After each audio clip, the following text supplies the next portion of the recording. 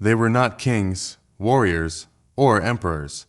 They were ordinary men miners, digging deep into the earth for something as simple and necessary as salt. Yet fate decided to give them a different kind of immortality. In the cold, silent mountains of northwest Iran lies a place called Chehrabad.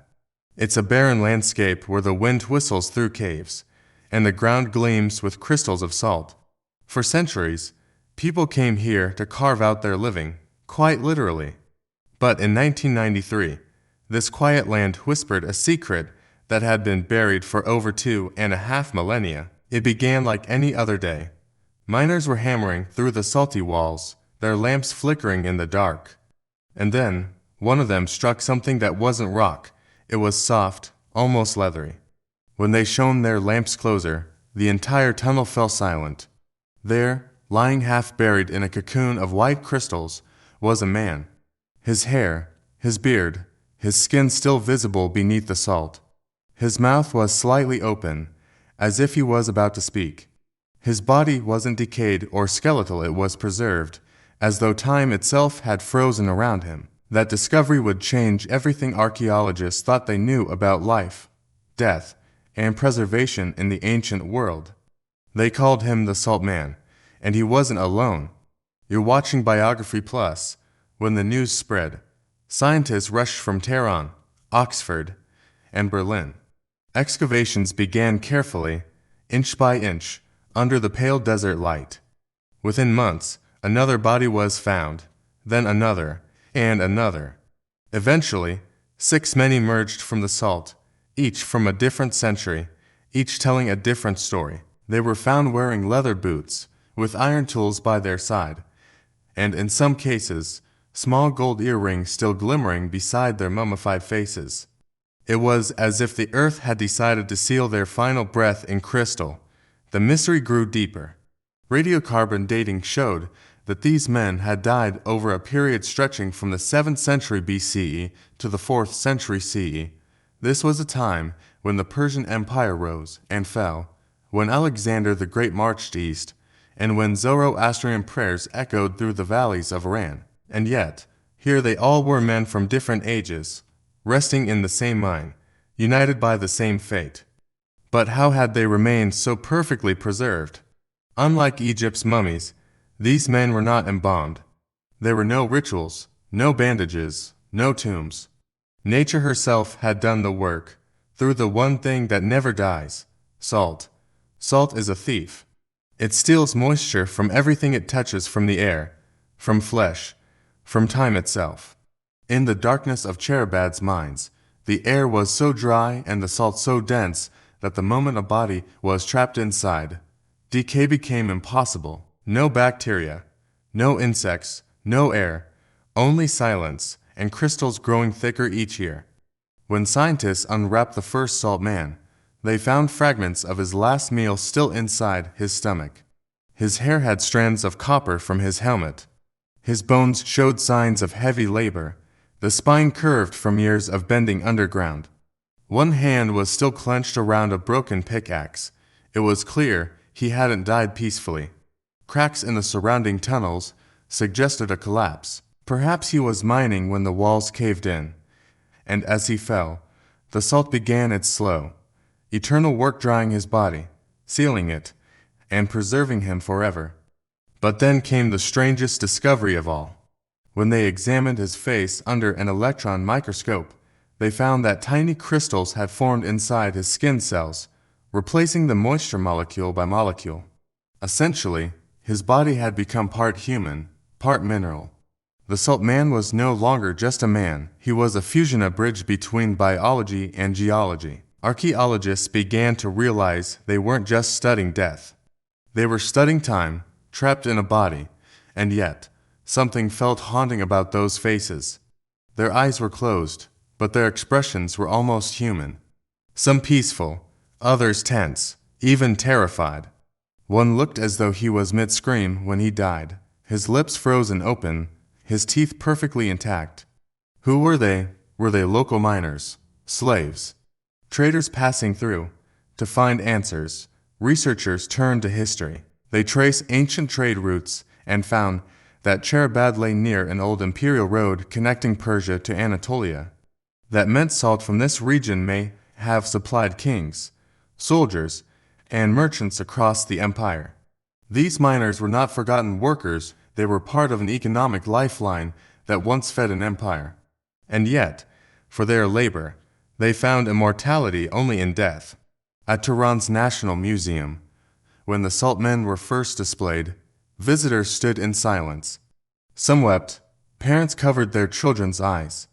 Because these weren't dry skeletons. These were people, their hair still braided, their shoes still tied, their faces still carrying the last shadow of life. The curator later said it was as if they were sleeping, only waiting to wake. But then the question arose, should they even be on display? Some archaeologists argued that the salt men were not artifacts. They were human beings who deserved burial, not exhibition.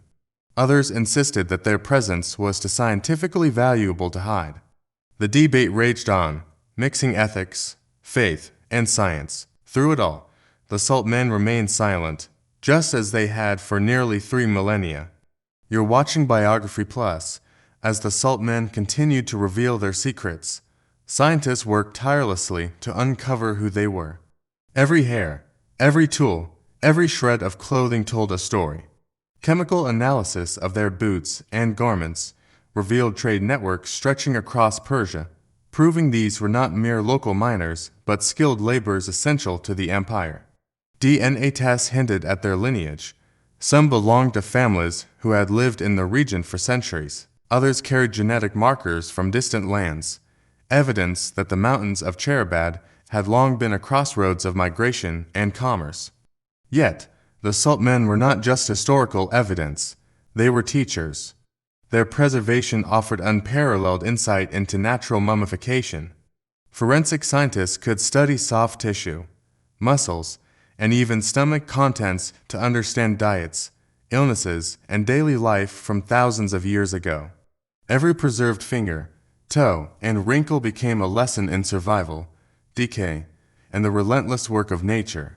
But beyond science, there was a mystery and eerie aura that even researchers could not explain. Local villagers whispered that the mine was cursed, that anyone who disturbed the crystals risked misfortune.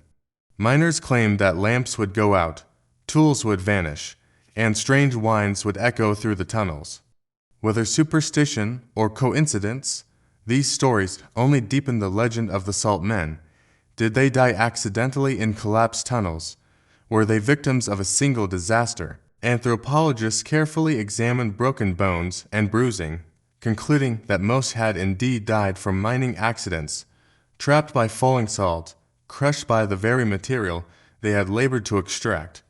And yet, the tragedy of their deaths contrasts starkly with the miracle of their preservation.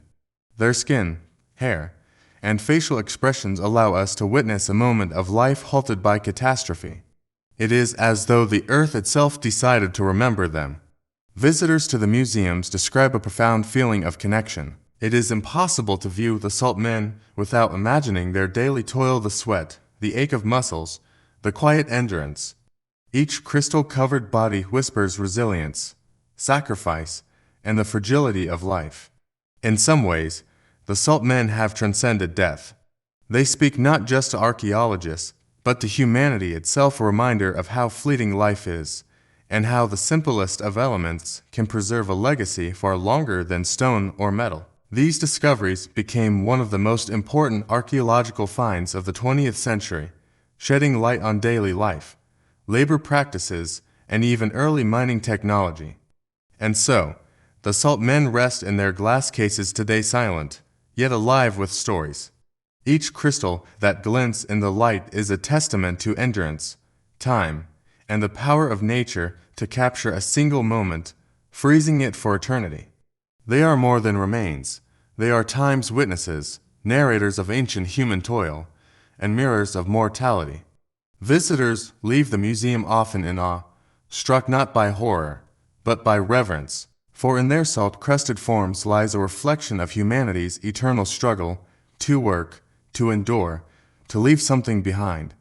The salt men did all that, and in a twist of fate, became immortal. Even today, Researchers continue to study them, uncovering new layers of detail, from traces of plant pollen in their hair to microscopic wear on their tools.